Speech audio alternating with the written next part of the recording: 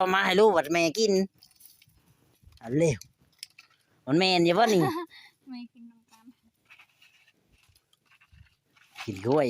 กินหมดบ่มาในหวีนั่นน่ะ มา ฮะ เอาไว้กินมาเลย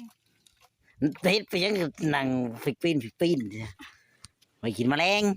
หรือ แมลงนี่คือหมด น้ำมัน โอ้ยกินแล้วประหยัดเอาหน่อยเด้อกินน่ะเด้อเวลามันบ่มีเนี่ยเจ้าของบ่ได้กินได้ ลอนตัวใหญ่ๆใส่ในตลาดมันบ่จ้ะ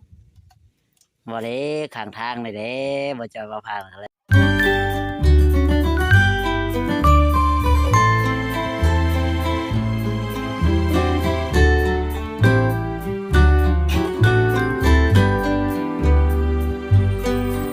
ไปซื้อมาผากอู้ทางอยู่เฮ็ดกอกซื้อมาผากนางลอยได้ยินข่าวว่าจะกินมะกล้วยก็เลยมาเยี่ยมมายามเพิ่นพี่น้องเอ้ยมื้อนี้ก็เดินทางมาคนเดียวป้านางบุญเพ็งเชื่อไผเอาให้นี่ป้าโธ่ไปชังกันนั่นน่ะโชว์ขี้โพนเอาแล้วน้องบุญเพ็งช่วยพอจะบ่ เล่น หยัง ไม่กองอะไร ไม่เอามาได้ใช้ เอาอันนี้ อ๋อกองพื้นนะบ่ตัดไว้ เวลานั้นอยากดังนี่สิน้อยๆเนี่ยก็สีนาไว้ ไว้ดังเองแล้วไผสิดังเฉาไผน่ะกระโดดนะ ฮะ คนคอยแล้ว ของเจ้า เนาะ สิมาเห็นหยังอีกบัดนี้ เพื่อน เรือนเอาเลยโอ้ก็กระเทอมอก กระเทิบมาก อืมบ่ธรรมดาก็กระเทอมอกมา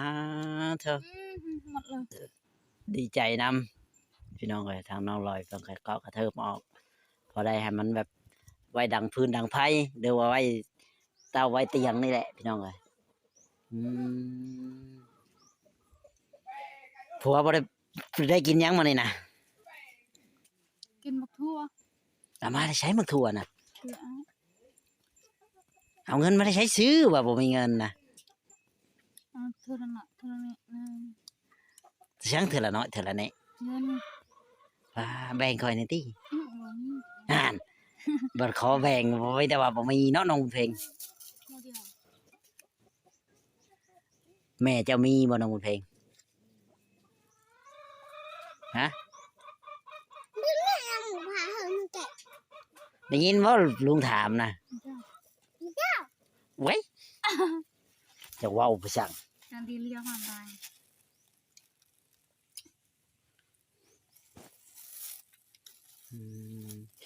เก็บไว้ขยะเก็บทิมไว้เป็นบ่อนเด้อเฮ็ดเก็บหยังที่ว่าบอกหามื้อนั้นน่ะเพิ่นพอกเพิ่นเพิดน่ะเก็บแล้ว เพิ่นนะ เออเก็บเด้อให้มันแปลนเว้าบ่เก็บเก็บแล้วก็พังไว้เข้าใจบ่น้องลอยบ่แม่นเข้าใจซื่อๆเด้บ่ได้บ่เฮ็ดจักเทื่อเข้าใจแล้วต้องเฮ็ดเข้าใจบ่ล่ะบอก แฟนกับแฟนเฮือนตัวเองบ่แม่นแล้วว่ะ มีใครซื้อ5,000โอ้ชื่อ5,000อีหยังอันนั้นน่ะ ตะกะ ข้าว น้ำมะพร้าวมาได้ใส่ น้องข้าว แม่นว่าน้องเพลงเออต้องมั่วเลยน้องลอย แบบนี้นั่นน่ะ ดอก ไม่อยากกินฮอดกราบน้องลอย นี่ฮะไว้ดังไพ่มันก็ลุกคือกัน ลูกคือกัน เก็บเด้อพนันเด้อ จ้าจะโตดังยืนเด้อ ครับคุณครับ อย่าลืมเลยบ่แม่นสิว่ากินแล้วทิ่มไปทั่วที่ทั่วแดนเวลาเพิ่นมาเพิ่นก็แม่นคนเพิ่นอีก เนาะ แม่นแล้วว่าข่อยเว้า แม่ แม่เคยบอกเก็บ เออบอกเราเด้อบัดนี้เด้อต้องดูได้เจ้าต้องเฮือนแล้วก็ต้องเปลี่ยนชีวิตตัวเองต้องดูต้องมันต้องขยัน มันมากิน ต้องขยันเฮ็ดของตัวเองกันแหล้ว เจ้าบ่ขยันเลยเจ้าสิเฮ็ดให้ได้กินฉันถึงหมู่บ่มีคนมาหาเจ้าอันนี้จ้ะเจ้าสิกินหยังเจ้าต้องเฮ็ดต้องหา อืม เข้าใจบ่ล่ะ เพื่อนไอ้ซื้อก่อนเฮ็ดก็ได้สักเมื่อวาน เพื่อนก็อย่าเร็ว เพื่อนไม่เอาเสียดายซื้อ เสียดาย เพราะมันมีเงินซื้อเพลงซื้อช่องเพลงลูกช่องกัน บ่เชื่อคือหลายโตอยู่เนาะน้องบุญเพ็ง เวลาตัวเดียวก็เสียไปให้ลูก คือบ่น้อง ลูกนี่ได้เชื่อมา เพื่อลูกใหญ่ลูกก็หาได้แล้วเนาะ เฮียนบ่ได้แล้ว เจ้าฮู้ในใด เฮียนบ่ไป เจ้าฮู้ในใดว่าลูกเจ้าหาบ่ได้ฮะ ยังมันบ่ไป เจ้าอย่าพาเว้าก่อน มันไปกรุงเทพกรุงไทยได้เงินครับได้แม่ เจ้าอย่าพาเว้าก่อนว่าเขาบ่ไป ให้เขาใหญ่ก่อนนั่งดีๆนะเจ้าอย่าพาเว้า เจ้ายังน้อยชำนี้นะแต่พาเว้า เขาใหญ่มาแล้วเขาไปเฮ็ดในใดฉัน ไปก็ไป อืม ไปหาเงินหาทาง ข้าวข้าว อิหยังเว้ากับไผบ่น้องบุญเพ็ง ดีครับดีครับดีครับดีครับ จำดาวมาเอามาเร็วฮะ เว้าหยังน้องน้อย เดี๋ยว แม่จะเว้าหยัง จำดาวมาเอามาเร็วเด้อทีเด้อเด้อเย็นไง บ่น้อง ก่อนหาก่อนในจานเอาไว้จุ่มมัน นั่งดีๆนะน้องน้อยเฮ็ดคืออย่าปบเจ้านี่มาหาเลยนั่งดีๆจักเทื่อน้องน้อยบ้า เดี๋ยวปวดจะก้าวหัวใจอยู่ เด็ก บ่น้องบุญเพ็งแซ่บบ่กินหนูคืนนั้นน่ะ เนี่ย ได้กินบ่หนูนะ นมเนี่ย หนู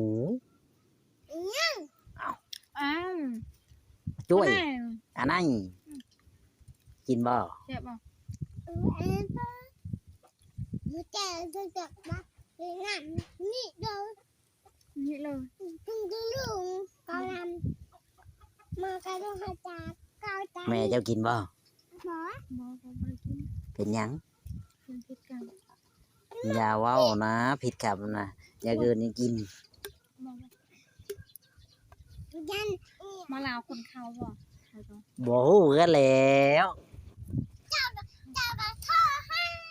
โทรหาทุกแม่เจ้าก็มีเบอร์กันโทรหาตัวข่อยบ่ได้เราบ่ได้โทรมาหาข่อยเนาะ เขานี่ดีหิงเด็ดๆนี่สุกเขามี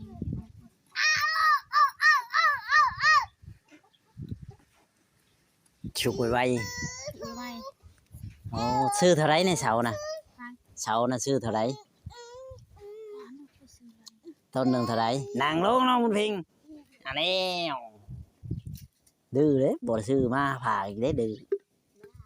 ถามไม่ได้ดื้อบ่ซื้อมาให้ มีไก่นี่คอยจับบ่ได้เมื่อคืน จะเสียไปปิ้งกินบ่ จะมันกินข้าว อย่ามากินข้าว กินข้าว มันกินจนอิ่มเลยยังสิญาติมันกิน ไก่ผู้เพ่ ไข่จอยจ้อยไข่ต้ม เจะรู้จักได้แล้วว่ามันจ่อยว่าจับบ่ได้เพราะว่าไก่จ่อยน้องลอย ข้าวแรมเขาไปป้าตัว ไปเอารถจับไปเอา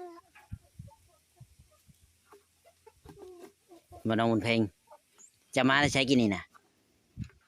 ฮะ เอาน้อง มันได้เหือนเอาน้องแล้วก็ไปเล่นน้ำเอื้อย ไปเล่นหยัง ไปเบิ่งนั่ง เบิ่งนั่ง หนังอีหยัง นั่งตะปั้น หนังหยังนะหนังกระปั้น นี่มันแต่งแต่ง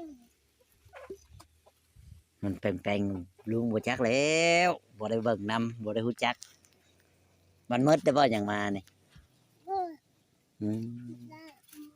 นี่เหยียดกันให้ดาวอ่ะเหยียดเตะตังกันด้วยไปวะ น้องลอยคืองูหาวนอนเรื่อยๆแท้บ่น้องลอย ตา แต่แน่ไหน เอาเลยไปทิมอย่าหันวุ้ยอีกคนก็ได้โอ้ยจ่าไปใส่จุดเองตาเอาขวดเดิมปีกมานะ อ๋อหยังเนาะ น้ำ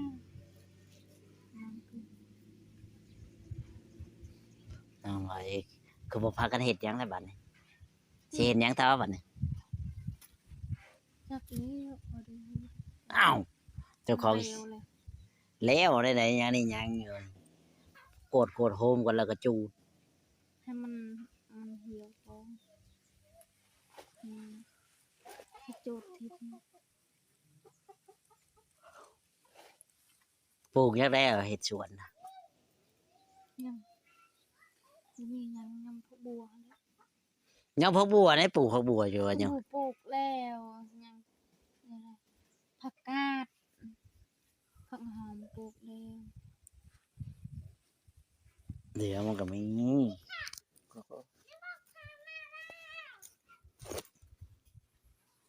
เดี๋ยวมันก็มีเองก็น้องลอย จึงไงจาลีจึงไงจะเอาตัว อืมน้องลอยสิได้ต่อกระเทิบดีใจบ่น้องลอย ดีใจ เฮ็ดหยังอันนั้นน่ะ น้ำกินฉลาดง่ายเด้อเอาง่ายนะหมอมตีก็ตังเนาะง่ายเด้อตังดุงตังเงาะไปได้กันอีกเยอะกันเลยง่ายเลยเด้อองค์พี่ตังเนาะชื่อเรื่องตังตกก็เลย ที่ว่าน้ำกินขี้ไล่เมื่อวานนี่ยังกิน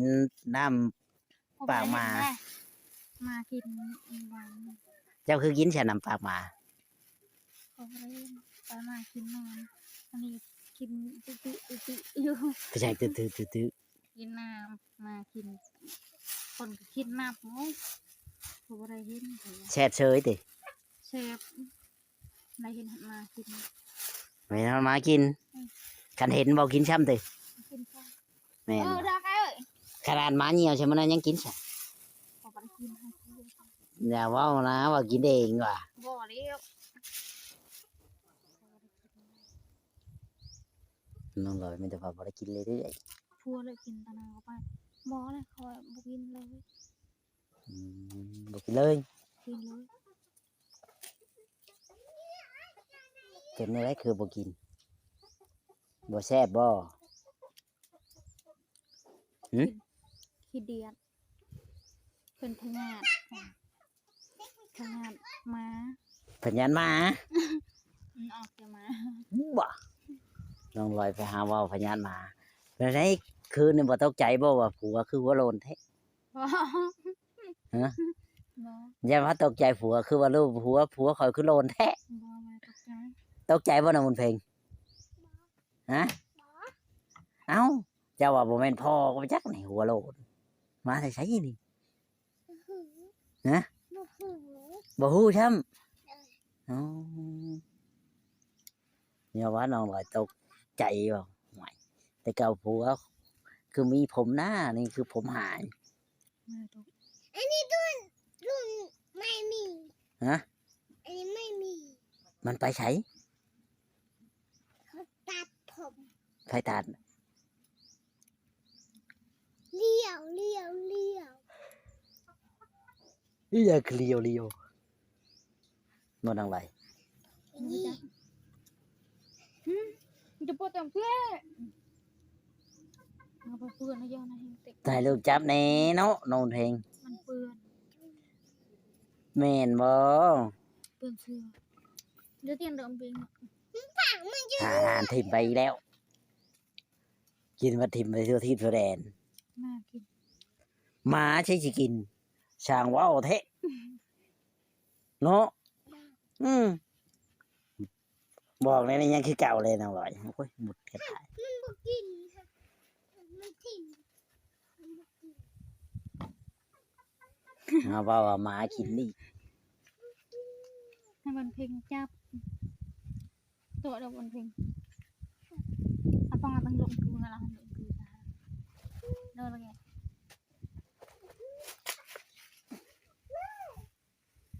หมาจะกินหมดแล้วบัวอาหารหมานะ นั่ง เจ้ากินบ่ มากินเอง คนกินก็ตายพ่อชีกิน ชี้สิตายว่าไปชื่อ ฮะกายแล้วนี่แล้ว ว่าวหยังนั่นน่ะ ข่าวลูก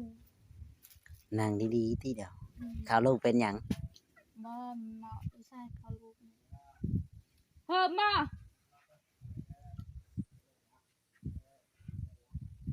mà thôi hầm mà ta la